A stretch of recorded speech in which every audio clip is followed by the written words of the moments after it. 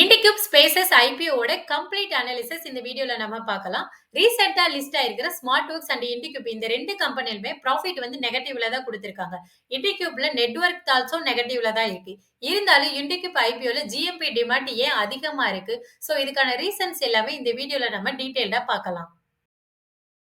About business பார்த்தீங்கன்னா, இவங்க south India ரீஜியன focus பண்ணி கோவொர்க் ஸ்பேஸ் வந்து புரொவைட் பண்ணிட்டு வராங்க. சோ இதுக்கு வேண்டிய இந்த லேண்ட் அண்ட் பில்டிங் பார்த்தீங்கன்னா, லீஸுக்கு எடுத்து அசெட் லைட் மாடல்ல கஸ்டமர்ஸோட ரெக்யர்மென்ட்க்கு ஏத்த மாதிரி இந்த ஹப் அண்ட் ஸ்போக் மாடல்ல இந்த சென்டர்ஸ வந்து பில்ட் பண்ணி குடுக்குறாங்க. சோ இதுக்கு மீனிங் என்னன்னா, எக்ஸாம்பிள்க்கு பார்த்தீங்கன்னா, நெறைய ஐடி கம்பெனி பார்த்தீங்கன்னா, குளோபல் ரீஜியன்ல இருப்பாங்க. அவங்களோட one of the headquarters வந்து இந்தியால இருக்கணும்னு நெனைக்கிறாங்க. சோ அவங்களோட ரெக்யர்மென்ட்க்கு ஏத்த மாதிரியும், சேம் டைம் அவங்களோட பிராண்டிங்க வந்து எஸ்டாப்ளிஷ் பண்ற மாதிரி இவங்க வந்து ஆஃபீஸ் செட்டப் வந்து பண்ணி தராங்க. சோ ஹெட் குவார்ட்டர்ஸ்னாலே பார்த்தீங்கன்னா, பெரிய ஆஃபீஸ் ஸ்பேஸ் வந்து தேவைப்படும். அது மட்டும் இல்லாம பிரைம் லொகேஷன்ஸ்ல வந்து தான் இந்த சென்டர்ஸ் வந்து வைக்க முடியும். சோ இதுல இருந்து நீங்க புரிஞ்சுக்கலாம். இந்த ஹப் மாடல் மூலமா இவங்க டயர் 1 சிட்டீஸையும் ஃபோக்கஸ் பண்ணி வொர்க் பண்றாங்க. நெக்ஸ்ட் பார்த்தீங்கன்னா, ஸ்போக் மாடல்ல அதே கம்பெனி அவங்களோட பிரான்ச்சஸ வந்து மல்டிபிள் சிட்டீஸ்ல வந்து இருக்கணும்னு நெனைக்கிறாங்க. சோ அதுக்கு ஏத்த மாதிரி இவங்க ஸ்மால் ஆஃபீஸ் செட்டப் வந்து இந்த ஸ்போக் மாடல் மூலமா பண்ணி தராங்க. சோ இதுலேருந்தே நீங்க புரிஞ்சுக்கலாம், இந்த ஸ்போக் மாடல்ல டயர் 3 சிட்டீஸையும் இவங்க கவர் பண்றாங்கன்னு. சோ அது மட்டும் இல்லாம இவங்களுக்கு அடிஷனல் ரெவென்யூ பார்த்தீங்கன்னா, வேல்யூ ஆடட் சர்விசஸ் மூலமாவும் இந்த கம்பெனிக்கு கிடைக்குது. சோ இந்த கம்பெனியோட பிளஸ் பாயிண்ட்ஸ் என்னன்னா, இவங்க ஹப் அண்ட் ஸ்போக் மாடல்ல இந்த சென்டர்ஸ் எல்லாம் பில்ட் பண்ணி குடுக்குறாங்க. டயர் 1, டயர் 3 சிட்டீஸையும் ஃபோக்கஸ் பண்ணி வொர்க் பண்றாங்க. அது மட்டும் இல்லாம வேல்யூ ஆடட் சர்விசஸ் மூலமாவும் இவங்களுக்கு ரெவென்யூ இருக்கு. டோட்டல் ரெவென்யூல இருந்து அரவுண்ட் 12.7% ரெவென்யூ பார்த்தீங்கன்னா, வேல்யூ ஆடட் சர்விசஸ் மூலமா தான் இந்த கம்பெனிக்கு ரெவென்யூ கான்ட்ரிபியூஷன் இருக்கு. சோ இவங்க புரொவைட் பண்ற சர்விசஸ் பார்த்தீங்கன்னா, மெயினா கஸ்டமர்ஸோட ரெக்யர்மென்ட்க்கு ஏத்த மாதிரி, அதாவது அவங்களோட பிராண்டுக்கு மேட்ச் ஆகுற மாதிரி end to end interior design, eco ஃப்ரெண்ட்லியா இருக்கிற மாதிரி ஆஃபீஸ் ஸ்பேஸஸ் வந்து பில்ட் பண்ணி குடுக்குறாங்க. சோ இதெல்லாம் பார்த்தீங்கன்னா, இவங்களோட லீஸ் ஆஃபீஸஸ்க்கு மட்டும் இல்லாம, கிளையன்ட்டோட ஆஃபீஸ்க்கும் வந்து இவங்க இந்த சர்விசஸ் எல்லாமே புரொவைட் பண்ணி குடுக்குறாங்க. நெக்ஸ்ட் சர்விசஸ் பார்த்தீங்கன்னா, இவங்க ஃபார்வர்ட் இன்டகிரேஷன்ல பி2பி, பி2சி சர்விசஸும் குடுத்துட்டு வராங்க. Like cleaning, maintenance, video conference setup பண்றது. சோ அது மட்டும் இல்லாம அவங்களோட எம்ப்ளாயிக்கு வந்து நெறைய பேன்ட்ரி, டிரான்ஸ்போர்டேஷன் சர்விசஸும் குடுக்குறாங்க. சோ இது மட்டும் இல்லாம IndiCube சென்டர்ஸோட அவுட்சைட் கிளையன்ட்ஸ்க்கும் பார்த்தீங்கன்னா, இந்த சர்விசஸ் எல்லாமே இந்த கம்பெனி குடுக்குறாங்க. நெக்ஸ்ட் பார்த்தீங்கன்னா, இவங்களோட டெக்னிக்கல் பிளாட்ஃபார்ம யூஸ் பண்ணி இந்த எல்லா சர்விசஸ் அண்ட் மெயின்டனன்ஸ் எல்லாமே ஃபுல்லி டிஜிட்டலா வந்து இந்த கம்பெனி கண்ட்ரோல் பண்ணிட்டு வராங்க. நெக்ஸ்ட் இவங்க குடுக்குற சர்விஸ் பார்த்தீங்கன்னா, லேண்ட் ஓனர்ஸோட சேர்ந்து பழைய பில்டிங்ஸ் எல்லாமே ரெனோவேட் பண்ணி, நியூவா இருக்கிற மாடர்ன் அமெனிட்டீஸ யூஸ் பண்ணி ஆஃபீஸ் செட்டப்பும் இவங்க வந்து பில்ட் பண்ணி குடுக்குறாங்க.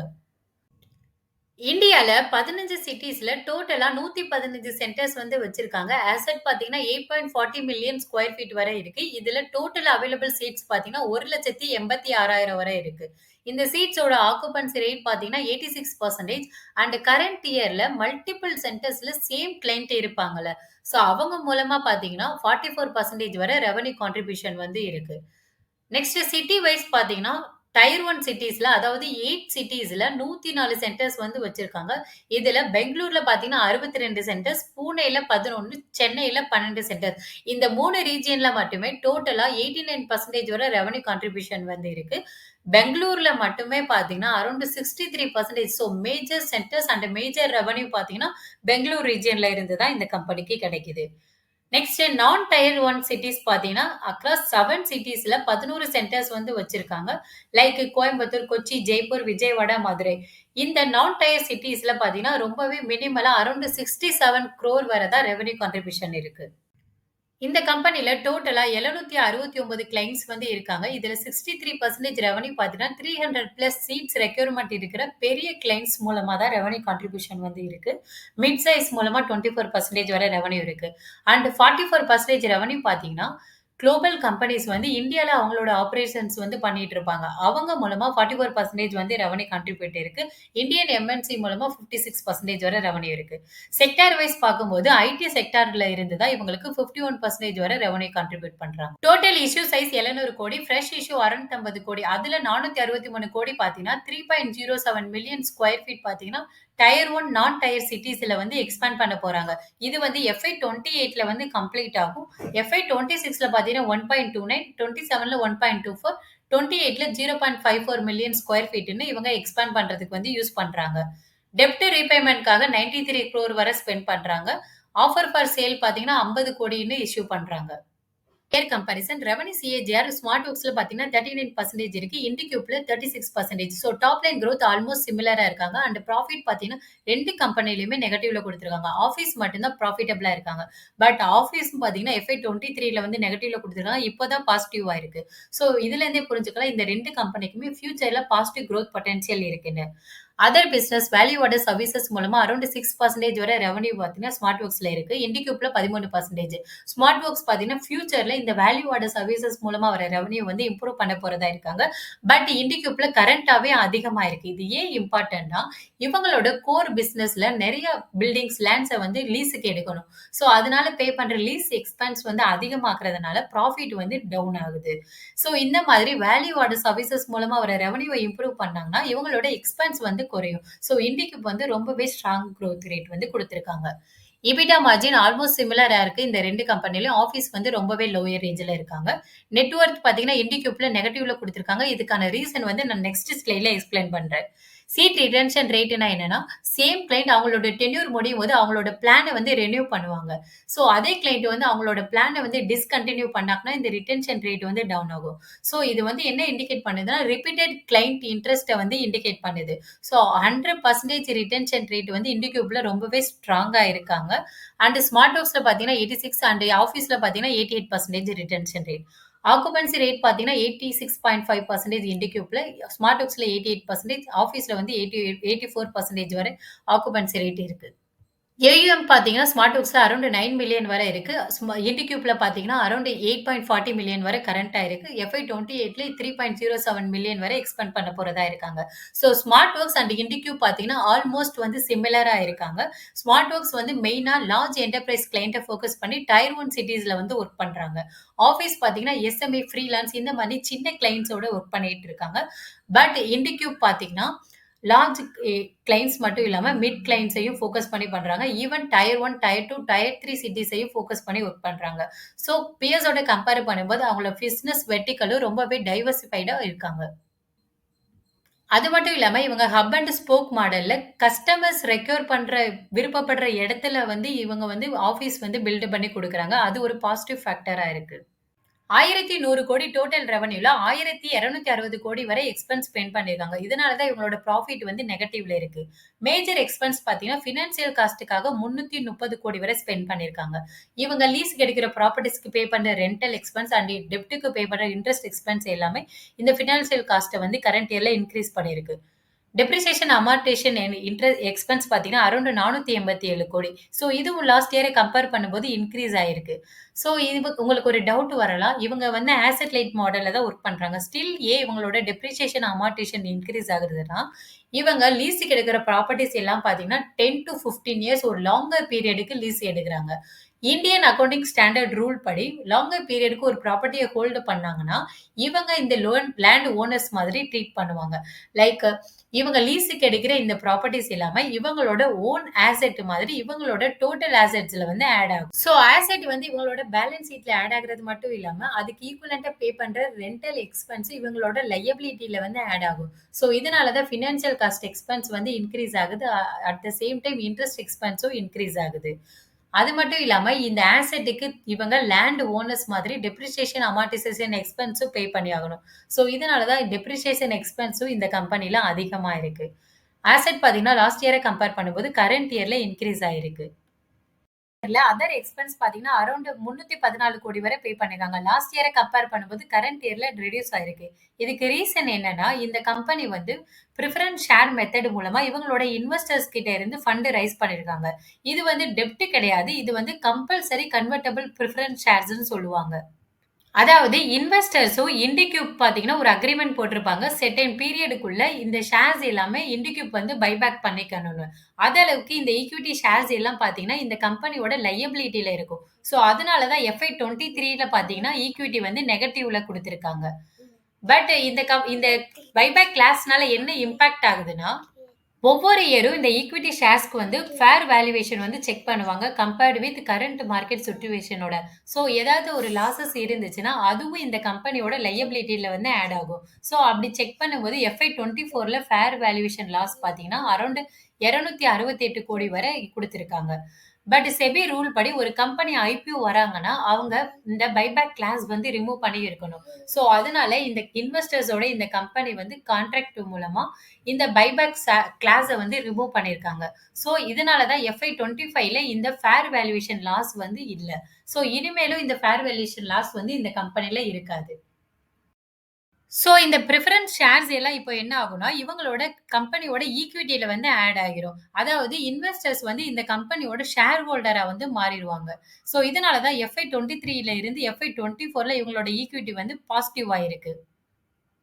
கரண்ட் டெப்ட் பார்த்தீங்கன்னா, 343 கோடி வரை அதிகமா இருக்கு. அண்ட் இவங்களோட ப்ராஃபிட் பார்த்தீங்கன்னா, லாஸ்ட் 3 இயர்ஸ்ல நெகட்டிவ்ல போஸ்ட் பண்ணியிருந்தாலும், இவங்களோட இபிட்டா பார்த்தீங்கன்னா, கன்சிஸ்டன்ட்டா குரோத் ரேட் குடுத்திருக்காங்க. கரண்ட் இயர்ல இபிட்டா மார்ஜின் பார்த்தீங்கன்னா, 58%ல ஸ்ட்ராங்கா குரோ ஆயிருக்காங்க.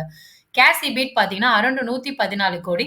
ஸோ இது வந்து 10.18%ல கரண்ட் இயர்ல குடுத்திருக்காங்க. ஸோ இந்த கம்பெனி பார்த்தீங்கன்னா, பாட்டம் லைன் வந்து நெகட்டிவ்ல இருந்தாலும், ஸ்டில் கேஷ் ஜெனரேட் பண்ற பிசினஸ் மாடல்ல இருக்காங்க.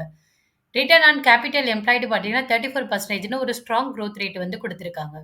இவங்களோட ப்ராஃபிட் பார்த்தீங்கன்னா, லாஸ்ட் 3 இயர்ஸ்ல நெகட்டிவ்ல தான் போஸ்ட் பண்ணியிருக்காங்க. இதுக்கு மெயின் ரீசன் என்னன்னா, இந்த கம்பல்சரி கன்வெர்ட்டிபிள் பிரிஃபரன்ஸ் ஷேர். இந்த லயபிலிட்டினால அரவுண்ட் ஃபேர் வேல்யூவேஷன் லாஸ்ல மட்டுமே அரவுண்ட் 112 கோடி வந்து லாஸ் ஆயிருக்கு. டோட்டலா பார்த்தீங்கன்னா, இந்த கம்பெனில எஃப்ஐ 23ல 198 குரோர் வந்து லாஸ். இதுல 112 கோடி பார்த்தீங்கன்னா, இந்த ஃபேர் வேல்யூவேஷன் லாஸ் மூலமா வந்திருக்கு. ஸோ ஆக்சுவல் லாஸ் பார்த்தீங்கன்னா, எஃப்ஐ 23ல 86 கோடி மட்டும் தான். இதுவே எஃப்ஐ 24 செக் பண்ணீங்கன்னா, அரவுண்ட் 269 கோடி பார்த்தீங்கன்னா, இந்த சிசிபிஎஸ் ஓட ஃபேர் வேல்யூவேஷன் லாஸ்னால வந்திருக்கு.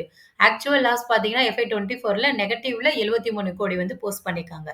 நவ் இந்த ஃபேர் வேல்யூவேஷன் லாஸ வந்து ரிமூவ் பண்ணியிருக்காங்க. அதாவது சிசிபிஎஸ் ஓட பைபேக் கிளாஸ வந்து ரிமூவ் பண்ணியிருக்காங்க. ஸோ இதனால பார்த்தீங்கன்னா, இனிமேல் ஃபியூச்சர்ல வந்து இந்த ஃபேர் வேல்யூவேஷன் லாஸ் வந்து இந்த கம்பெனில இருக்காது. ஸோ தட் எஃப்ஐ 25ல பார்த்தீங்கன்னா, இவங்களோட ப்ராஃபிட் அரவுண்ட் 140 கோடி வரை நெகட்டிவ்ல குடுத்திருக்காங்க. இதுக்கு ரீசன் என்னன்னா, மேஜரா இவங்க வந்து நெறைய எக்ஸ்பேண்ட் பண்றதுனால, இவங்களோட டெப்ரிசியேஷன் இன்ட்ரெஸ்ட் காஸ்ட் வந்து இன்கிரீஸ் ஆகுறதுனால, எஃப்ஐ 25ல வந்து ப்ராஃபிட் நெகட்டிவ்ல ஆயிருக்கு. ஸோ இவங்களோட ரெவென்யூ சிஏஜிஆர் குரோத் பார்த்தீங்கன்னா, எஃப்ஐ 23ல பார்த்தீங்கன்னா, 601 கோடியில இருந்து கரண்ட்டா 1103 கோடி. அதாவது 36% ரெவென்யூ சிஏஜிஆர்ல வந்து குரோத் ரேட் நடந்திருக்கு. ஸோ அத பேஸ் பண்ணி எஃப்ஐ 26ல ப்ரொஜெக்ட் பண்ற ரெவென்யூ பார்த்தீங்கன்னா, அரவுண்ட் 1470 கோடி. ஸோ எக்ஸ்பெக்ட் பண்ற ப்ராஃபிட் பார்த்தீங்கன்னா, 60 கோடி. ஸோ எஃப்ஐ 26ல பார்த்தீங்கன்னா, ப்ராஃபிட் வந்து பாசிட்டிவ் ஆகும்னு நம்ம எக்ஸ்பெக்ட் பண்ணலாம். எஃப்ஐ 27ல எக்ஸ்பெக்ட் பண்ற ப்ராஃபிட் ரெவென்யூ பார்த்தீங்கன்னா, 1920 கோடி. ப்ராஃபிட் பார்த்தீங்கன்னா, 180 கோடி. EBITDA குரோத் பார்த்தீங்கன்னா, கரண்ட் இதுல 58%ல அதாவது இயர் ஆன் இயர் பார்த்தீங்கன்னா, அரவுண்ட் 58-60%ல EBITDA மார்ஜின் வந்து குரோத் ரேட் குடுத்திருக்காங்க. ஸோ கரண்ட்டா பார்த்தீங்கன்னா, 660 கோடி இருக்கு. இது எஃப்ஐ 26ல 860 கோடி. எஃப்ஐ 27ல பார்த்தீங்கன்னா, 1040 கோடி வரை இம்ப்ரூவ் ஆகுறதுக்கு சான்சஸ் இருக்கு. பிஇ ரேஷியோ பார்த்தீங்கன்னா, எஃப்ஐ 27ல அதாவது எஃப்ஐ 27ஓட பேட் அண்ட் மார்க்கெட் கேப்ப பேஸ் பண்ணி கால்குலேட் பண்ணோம்னா, 20x டைம்ஸ்ல வந்து எஃப்ஐ 27ல ட்ரேட் ஆகுறதுக்கும் சான்சஸ் இருக்கு. இண்டிக்யூப் ஐபிஓட ஃபைனல் சம்மரி பார்க்கலாம். இவங்களோட பிசினஸ் மாடல் பார்த்தீங்கன்னா, ஹப் அண்ட் ஸ்போக். இந்த ஸ்போக் மாடல்ல பார்த்தீங்கன்னா, இவங்களோட கஸ்டமர்ஸோட ஆல்ரெடி ஒர்க் பிளேஸ் இருக்குல்ல, அதுக்கு ஏத்த மாதிரி இவங்களோட பிராண்ட ரெப்ரசென்ட் பண்ற மாதிரி இவங்க ஆஃபீஸ் ஒர்க் ஸ்பேஸ் வந்து பில்ட் பண்ணி தர்றது மட்டும் இல்லாம, சில அடிஷனல் சர்வீசஸும் ப்ரொவைட் பண்ணிட்டு வராங்க. இந்த கம்பெனி பார்த்தீங்கன்னா, டயர் சிட்டீஸ மட்டும் ஃபோக்கஸ் பண்ணி இல்லாம, ஈவன் டயர் 3 சிட்டீஸையும் ஃபோக்கஸ் பண்ணி ஒர்க் பண்றதுனால, இவங்களோட பிசினஸ் மாடல் பார்த்தீங்கன்னா, ரொம்பவே ஸ்ட்ராங்கா இருக்காங்க. பிஇ ரேஷியோ பொறுத்தவரை இந்த கம்பெனில டெப்ரிசியேஷன் அண்ட் இன்ட்ரெஸ்ட் காஸ்ட் வந்து அதிகமா இருக்கனால, இவங்களோட ப்ராஃபிட் வந்து நெகட்டிவ்ல இருக்கு. ஸோ இத யூஸ் பண்ணி நம்மளால பிஇ ரேஷியோ வந்து கரண்ட்டா கால்குலேட் பண்ண முடியாது. இந்த கோர் ஸ்பேஸ் இண்டஸ்ட்ரி பார்த்தீங்கன்னா, நெக்ஸ்ட் 2 இயர்ஸ்ல 140 மில்லியன் ஸ்கொயர் ஃபீட் வரை ரீச் பண்றதுக்கு சான்சஸ் இருக்கு. ஸோ சிஏஜிஆர் குரோத் பார்த்தீங்கன்னா, 20%ல இந்த இண்டஸ்ட்ரி குரோத் வந்து இருக்கு. இந்த கம்பெனியோட ஃபியூச்சர் எக்ஸ்பான்ஷன் பிளான்ஸ் பார்த்தீங்கன்னா, கரண்ட் ஏயுஎம் பார்த்தீங்கன்னா 8.40 மில்லியன் ஸ்கொயர் ஃபீட் வந்து இருக்கு. இந்த ஐபிஓ ப்ரோசீட்ஸ்க்கு அப்புறமா அரவுண்ட் 3 மில்லியன் ஸ்கொயர் ஃபீட் வரை இவங்க எக்ஸ்பேண்ட் பண்ணலாம்னு இருக்காங்க. இதனால பார்த்தீங்கன்னா, இந்த கம்பெனில அரவுண்ட் 5 நியூ சிட்டீஸ்ல 41 நியூ சென்டர்ஸ் வந்து இந்த கம்பெனி எக்ஸ்பேண்ட் பண்ணலாம்னு இருக்காங்க. ஸோ ஃபியூச்சர் குரோத் வந்து இந்த கம்பெனில ஸ்ட்ராங்கா இருக்கு. அபௌட் ப்ரொமோட்டர் பார்த்தீங்கன்னா, ப்ரொமோட்டர் வந்து 20 இயர்ஸ் வந்து இந்த ஃபீல்டுல எக்ஸ்பீரியன்ஸ்டா இருக்காங்க. பிஃபோர் ஐபிஓ ப்ரொமோட்டர் கிட்ட 63% வந்து ஷேர் ஹோல்டிங் இருக்கும். ஆஃப்டர் ஐபிஓ பார்த்தீங்கன்னா, 51%ஆ வந்து டைல்யூட் ஆகுது. பியர் கம்பெனிய கம்பேர் பண்ணும்போது, இந்த கம்பெனியோட ரெவென்யூ குரோத் வந்து டைவர்சிஃபைடா இருக்கு. ஈவன் வேல்யூ ஆடட் சர்விசஸ் மூலமா அதிகமான ரெவென்யூ வந்து இந்த கம்பெனி ஜெனரேட் பண்றாங்க. ஈவன் டயர் 3 சிட்டீஸையும் இவங்க வந்து ஃபோக்கஸ் பண்ணி வொர்க் பண்றாங்க. ஸோ பியர் கம்பெனிய கம்பேர் பண்ணும்போது, சீட் ரிட்டென்ஷன் ரேட் பார்த்தீங்கன்னா, இந்த கம்பெனில 100% இருக்கு. ஸோ இது வந்து கஸ்டமர்ஸோட டிமாண்ட் வந்து ரொம்பவே ஸ்ட்ராங்கா இருக்குன்னு இண்டிகேட் பண்ணுது. ஸோ ஓவராலா பார்த்தீங்கன்னா, பியர்ஸ கம்பேர் பண்ணும்போது இந்த கம்பெனி வந்து ஸ்ட்ராங்கா குரோ ஆயிட்டு வராங்க. ஸோ ப்ராஃபிட் நெகட்டிவிட்டி பத்தி இந்த மேனேஜ்மென்ட் சைடு என்ன சொல்றாங்கன்னா, அதாவது இந்தியன் அக்கவுண்டிங் ஸ்டாண்டர்ட் ரூல் படி இவங்க லாங் டெர்ம் லீஸ் கிடைக்கிற ப்ராப்பர்ட்டி எல்லாமே இவங்களோட ஓன் அசெட் மாரி ட்ரீட் ஆகுறதுனால, இயர்ஸ்ல இவங்களோட டிப்ரிசியேஷன் இன்ட்ரெஸ்ட் காஸ்ட் வந்து அதிகமா இருக்கு. ஆக்சுவல் பே பண்ற ரென்ட் விட அதிகமா இருக்குன்னு சொல்றாங்க. ஸோ இது எல்லாம் பார்த்தீங்கன்னா, ஓவர் த டைம் இந்த லீஸ் ப்ராக்ரஸ் இம்பாக்ட் வந்து ரெட்யூஸ் ஆகி, பேட் வந்து ப்ராஃபிட்டபிளா மாறிரும்னு மேனேஜ்மென்ட் சைடு வந்து சொல்றாங்க. ஸோ இந்த இண்டஸ்ட்ரியில மேஜர் ரிஸ்க்ன்னு பார்த்தீங்கன்னா, இந்த இந்தியன் அக்கவுண்டிங் ஸ்டாண்டர்ட்னால இவங்களோட டிப்ரிசியேஷன் இன்ட்ரெஸ்ட் ரேட் வந்து இன்கிரீஸ் ஆகுது. ஸோ இந்த இண்டஸ்ட்ரிய பொறுத்தவரைவே ஒவ்வொரு டைமும் பார்த்தீங்கன்னா, எக்ஸ்பேண்ட் பண்ணிட்டே இருப்பாங்க. அதாவது லீஸுக்கு வந்து ப்ராப்பர்ட்டீஸ வந்து எடுத்துக்கிட்டே இருப்பாங்க. ஸோ இதனால பார்த்தீங்கன்னா, எக்ஸ்பென்சிவ் இன்ட்ரெஸ்ட் எல்லாமே வந்து அதிகமா தான் இருக்கும். ஸோ நம்ம வந்து எபிட்டா வச்சு செக் பண்ணி பார்த்தோம்னா, இந்த கம்பெனி வந்து ரொம்பவே ஸ்ட்ராங்கா வந்து பெர்ஃபார்ம் பண்றாங்க. அரவுண்ட் 58%ல எபிட்டா இருக்கு. கேஷ் எபிட் பார்த்தீங்கன்னா, 10.8%ல ஒரு ஸ்ட்ராங் குரோத் ரேட் வந்து குடுக்குறாங்க. டெப்ட் லெவல் பார்த்தீங்கன்னா, ரொம்பவே ஹையரா இருக்கு. அரவுண்ட் 343 கோடி வரை இருக்கு. டெப்ட் டூ ஈக்விட்டி ரேஷியோவும் நெகட்டிவ்ல இருக்கு. இது ஒரு மேஜர் இஷ்யூவா இருக்கும் இந்த கம்பெனில. இந்த இஷ்யூவ பொறுத்தவரை 650 கோடி பார்த்தீங்கன்னா, ஃப்ரெஷ் இஷ்யூ மூலமா ரைஸ் பண்றாங்க. ஓஎஃப்எஸ் மூலமா 50 கோடி. ஸோ ஓஎஃப்எஸ் வந்து ரொம்பவே மினிமலா இருக்கு. ஸோ அதனால எந்த ஒரு இம்பாக்டும் இல்ல. ஜஸ்ட் 1% தான் வந்து புரமோட்டர் வந்து இந்த ஓஎஃப்எஸ் மூலமா செல் பண்றாங்க. கெபாசிட்டி யுட்டிலைசேஷன் பார்த்தீங்கன்னா, அரவுண்ட் 85% வந்து ஆக்குபன்சி ரேட் இருக்கு. சீட் ரிட்டன்ஷன் வந்து 100%ன்னு ஸ்ட்ராங்கா வந்து இருக்காங்க. At the time of this video கரண்ட்டா ஜிஎம்பி பார்த்தீங்கன்னா 13.5%ன்னு ஸ்ட்ராங்கா குரோ ஆயிட்டு வராங்க. ஸோ ஃபைனலா பார்த்தீங்கன்னா, நான் இந்த ஐபிஓல அப்ளை பண்ணலான்னு இருக்கேன். என்னோட டார்கெட் பார்த்தீங்கன்னா 20% ரீச் ஆன உடனே நான் எக்ஸிட் பண்ணிக்கலான்னு இருக்கேன். ஸோ லாங் டெர்ம் ஹோல்டு பண்ணா மட்டும் தான் இந்த கம்பெனி வந்து ப்ராஃபிட்டபிளா மாறும். ஸோ ஃபைனலி பார்த்தீங்கன்னா, இந்த டீட்டெயில் அனாலிசிஸ் மூலமா உங்களுக்கு ஈஸியா அண்டர்ஸ்டாண்ட் பண்ணிக்கிறதுக்கு ரொம்பவே ஹெல்ப்ஃபுல்லா இருக்கும்னு நம்புறேன். ஸோ இந்த மாதிரி ஐபிஓ ரிலேட்டடான அப்டேட்டான இன்ஃபர்மேஷன் அண்ட் டீட்டெயில் அனாலிசிஸ் எல்லாமே நீங்க தெரிஞ்சுக்கணும்னா, சேனல மறக்காம சப்ஸ்கிரைப் பண்ணி பாருங்க. Thanks to all.